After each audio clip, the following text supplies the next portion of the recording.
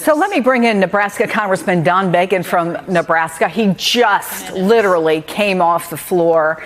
Well, this is not what you were hoping for as a supporter of Kevin McCarthy, but can you give us some insights into the conversations that you heard that were being had in between these two votes? And do you still see a path for Kevin McCarthy as Speaker? Well, I have to agree with your previous speaker that this is going to be a long haul. This is going to take a long time to get done. There's 19 or 20 now, maybe 21 individuals who want to just stop Kevin McCarthy at all costs. What I'd like to communicate is what bothers us is they were given everything over the last month in concessions, gained every single concession they asked for, and they could not get to yes. And obviously it's a personal thing directed towards Kevin McCarthy, but that's not right. We had 85% voted for Kevin. Now it's 91%. The right thing to do is to coalesce around a single person and be a team. Teams win. I've led teams in combat. If you're not unified, you get defeated. And so it's incumbent upon this group to come in. One more thing I'd like to point out. We could have already passed 3 major pieces of legislation. We could have had our committees filled, and it's all on hold right now because of this 9% of our conference. So, Congressman, where does this go from here? I mean, are you hearing from Kevin McCarthy? Do you just keep doing vote after vote after vote?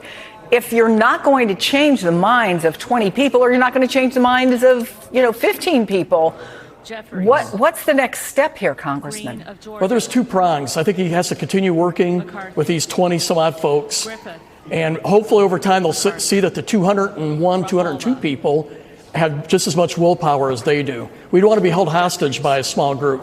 But the second line of approach could be to start working across the aisle and finding areas that we can compromise with the Democrats. That could be ratios on committees. It could be how to bring up the motions to recommit. It could be office space. There's a range of issues that we could do to see if we could start building a more bipartisan team regardless. Because we don't want to be held captive by the small handful that they're not very bipartisan anyway, and you've got to be a bipartisan member to get anything done if you want to get something out of the Senate that's Democrat and a Democrat president.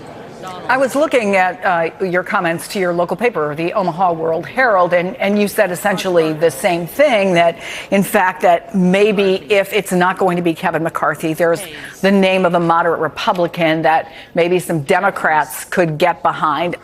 Again, just maybe making some sort of deal. What kinds of names are we talking about here? Who might be that person? Well, I'd like to say it's a bipartisan Republican, someone that knows how to work across the aisle to seek consensus. They can be conservative, but we need to have people that can find consensus in Congress to be effective.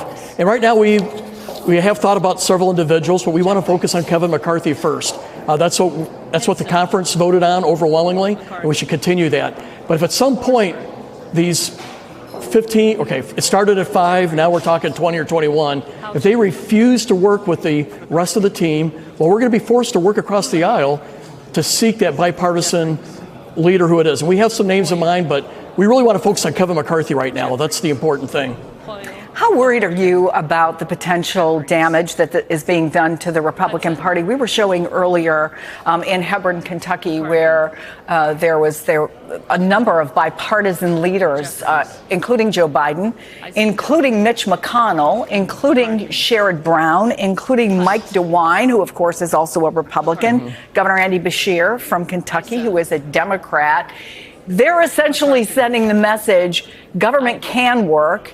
Here's an example of how it is working. We're bringing money home to our states and getting things done. Meantime, you have essentially this split screen, Congressman, where we're having vote after vote after vote after vote. And as you say, less than 10% of your caucus is not going to, it doesn't seem willing, at least at this point, to change. Maybe they'll change the name of the person, but they're not going to go for Kevin McCarthy. Are you worried about how the American people, how your own constituents are viewing this?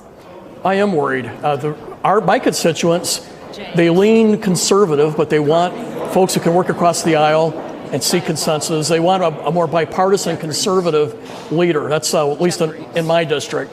But that's not what they're seeing right now. They're seeing people who say it's my way or the highway. We demand 100%. One of these folks, one of the leaders, said they would even prefer Hakeem Jeffries as Speaker. This is how extreme some of these members have come as a member of a Republican trying to get a Republican Speaker. So, I voted for the bipartisan infrastructure bill because I knew it was good. Our district, and I think most of America, wants people to put Americans first, to do the right thing before the party comes in there. But they're not seeing that right now, and it's hurting us with our citizens. I think it will hurt us in 2024 if we don't turn this around and start doing the right thing. If I can just ask you one more time, and I understand that these are private conversations that you're having, but can you give us a few names of someone you think could bring this stalemate to a close? There are some good people out there, but if I throw those names out there, that becomes the story. We want to focus on Kevin McCarthy right now. We want to help him get the 218 votes that he needs.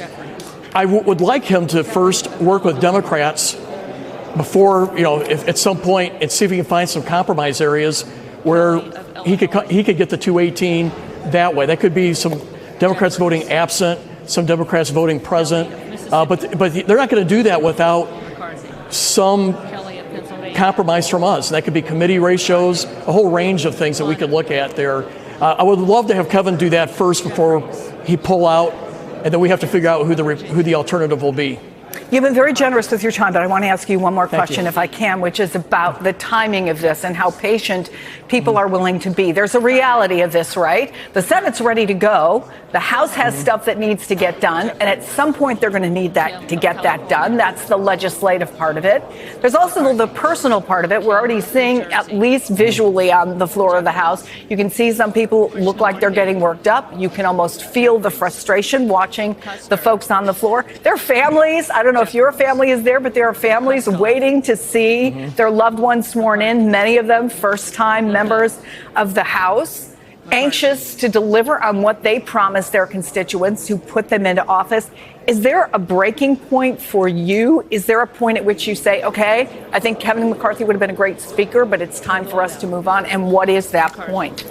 Yeah, you're right. These folks have created chaos, disorder, disruption with their families, but with the House and our conservative agenda, we could have already voted on 3 bills. We could have had our committees aligned up, and it's all on hold right now. Now, what they're banking on is our willpower is less than their willpower.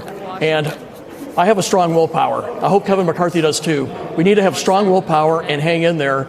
Eventually, we hope that we get some of those folks on our side, but at some point, Kevin will have to work across the aisle too. And that's how I envision this getting wrapped up. But it may take many days to do so, unfortunately. There's no need for this to have happened. When you have 91% of the folks voting for Kevin, the right thing to do is to come together and be a team. And these folks are failing us, they're failing the House, they're failing America by what they're doing.